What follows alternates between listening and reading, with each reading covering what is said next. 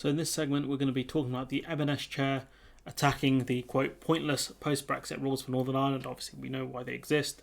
And this guy, you know what, with M&S, right, especially once they try to export, compound, essentially sandwiches from GB to France, and he was like, oh, it's so much paperwork, I can't do it anymore.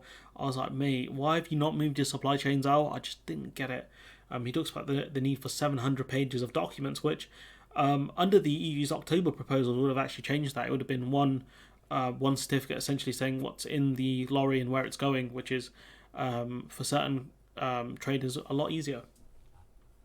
One certificate, sorry, not one document.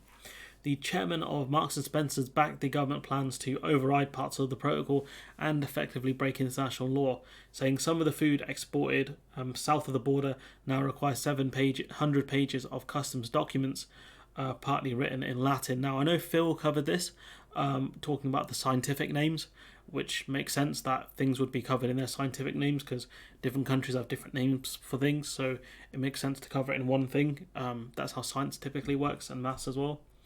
But, the 700 pages, it's because most of the time he's going to be selling compound products. So he's going to be selling like sandwiches. So you've got obviously bread, you've got ham, you've got cheese, you've got butter, for example, those sorts of things. Norman said, at the moment, wagons arriving in the Republic of Ireland have to carry 700 pages of documentation. So it's not even just about selling stuff to Northern Ireland. It will be to Ireland and the rest of the EU as well. So, getting rid of the protocol doesn't help you when it comes to exporting goods to the Republic of Ireland.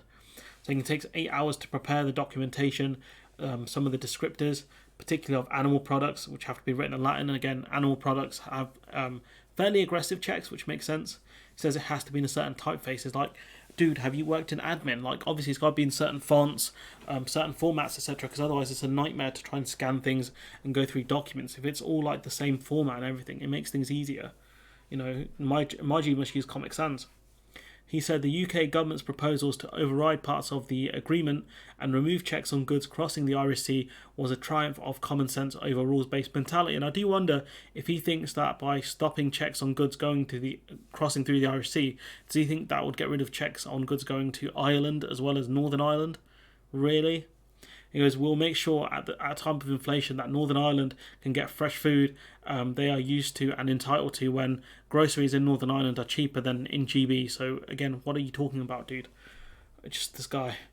Norman told the BBC since Brexit, and of course the BBC debunked him, right? Said exporting to Ireland now took 30% more driver time and required the employment of 13 vets in Motherwell, Scotland to oversee the checks and the paperwork, costing M&S an additional £30 million. And I genuinely, right, and I asked this question in good faith, which is, bro, why have you not moved your supply chains out of Great Britain? Why? It's costing you so much money. Surely the shareholders should be screaming at him, saying, bro, you're wasting so much money here. Just move the supply chains out. Heck, you can move a lot of your supply chains into Northern Ireland because goods made in Northern Ireland can go to the Republic of Ireland and also to Great Britain without any checks. Madness, I know, right? Crazy. Why don't you do that? He goes, the protocol requires a similar rules to be imposed on goods travelling between mainland UK and Northern Ireland. Because of its border with the Republic of Ireland, obviously the checks of goods going from, I think, GB to Northern Ireland will be less than checks going from goods going from GB directly to the Republic of Ireland. He goes, but the checks are currently being held under a series of easements, which, of course, because the UK can't fully implement the Northern Ireland Protocol, removing those easements would mean that every piece of butter in a sandwich would have to have an EU certificate, Norman said, which I think that was debunked by the EU. But obviously, having those level of checks, it makes sense because obviously butter is an agri-food. It comes from milk comes from cows, etc. But it's just madness that if you knew these things were happening, the Northern Ireland Protocol was published, etc. Surely it should have been like, right, I'm going to move the supply chains out of GB because these sorts of checks are coming. Why did you carry on as normal? Because Marks and Spencer is a big company, we can make almost anything work, except you're not doing that great now, it's costing you 30 million. And he goes, however, bureaucratic, because for small artisan cheesemakers or cake bakers, it would simply be impossible to export anymore. Yes, that's what Brexit has done. That's the damage of leaving the EU single market and customs union. We've talked about how it impacts, small cheesemakers, etc. And essentially their businesses, if they export to Northern Ireland, it's unviable. But do you know what? Do you know what Northern Ireland can do? They can import cheese from anywhere else in the EU. Anywhere. The Republic of Ireland, the Dutch, they make great cheese. The French, they make smelly cheese. They have so many more options than people in GB right now. Norman said an EU proposal that every product going from UK mainland to Northern Ireland must be specifically labelled only for consumption in the UK, for example, would cost M&S 9 million a year alone, but it's cheaper than the 30 million you're spending right now. So surely that's an easier solution. No?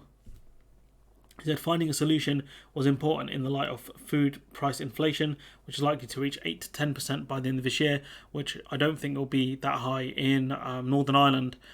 Because they have access to the EU single market, and they have access to a lot more food than people in GB do, because when we import stuff it has to go through customs and you have to pay fees, etc. So yeah, really, really poor arguments from this dude here, Archie Norman. And if I was an M&S shareholder, I'd be asking a lot of questions. I'd be asking a lot of questions of why are we still exporting food from GB to NI when we could manufacture the food in Northern Ireland or the Republic of Ireland or another EU member state. And this would resolve our problems really quickly. But anyways, I'm going to leave it there. Let me know what you think in the comments below. Like, comment, share, subscribe. Support the channel on Patreon if you can. And hopefully I'll see you in the next one.